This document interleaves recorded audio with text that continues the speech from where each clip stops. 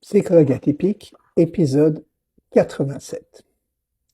15 étapes pour se reconstruire après le diagnostic. Étape numéro 5, reconnaître le masquage. Je suis un psychologue qui a reçu un diagnostic d'autisme à l'âge de 59 ans. Je ne suis pas expert en autisme, c'est juste que l'autisme et en particulier la neurodivergence positive sont devenus deux de mes passions. La 5e étape pour se reconstruire après un diagnostic d'autisme, eh bien, c'est de reconnaître en quoi, comment on a masqué, on a camouflé notre différence, tous les signes de notre autisme. Et quand on reconnaît qu'on a masqué, la question suivante qui va se poser, c'est si je ne suis pas le masque que j'ai présenté, qui suis-je? Alors ce masque, pour la plupart des autistes, c'est quelque chose qu'on a porté pour cacher qui on est vraiment, pour cacher notre véritable fonctionnement.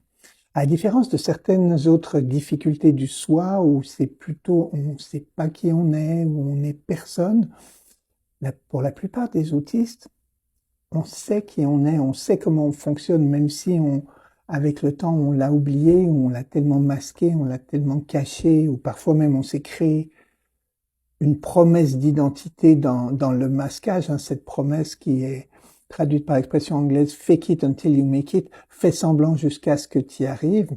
Même pour les personnes qui ont fait ça et qui sont autistes, au fond, fondamentalement, il y a une base de fonctionnement différent qu'on a contacté. On sait comment on fonctionne, on sait qui on est.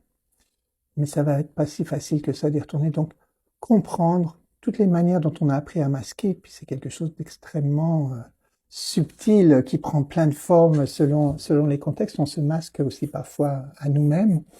Tout ce camouflage qu'on a développé et voir en quoi il est plus ou moins en ligne, en phase avec qui on est vraiment. Une fois qu'on aura fait ça, l'étape suivante, ça va être de développer un plan graduel et sécuritaire pour se conduire de manière de plus en plus authentique. Graduel parce qu'évidemment, on ne peut pas tomber le masque immédiatement. Les gens ne nous reconnaîtraient pas. On fonctionnerait peut-être plus si bien dans des contextes où parfois masquer c'est utile. Et même pour les neurotypiques, on pense au contexte professionnel parfois. Mais graduellement, se créer une vie dans laquelle on est de plus en plus nous-mêmes. Faire ça de manière sécuritaire, ça veut dire le faire auprès de personnes et dans des contextes où les conséquences ne risquent pas de mettre en péril notre capacité à bien fonctionner. Donc ça, c'est une étape essentielle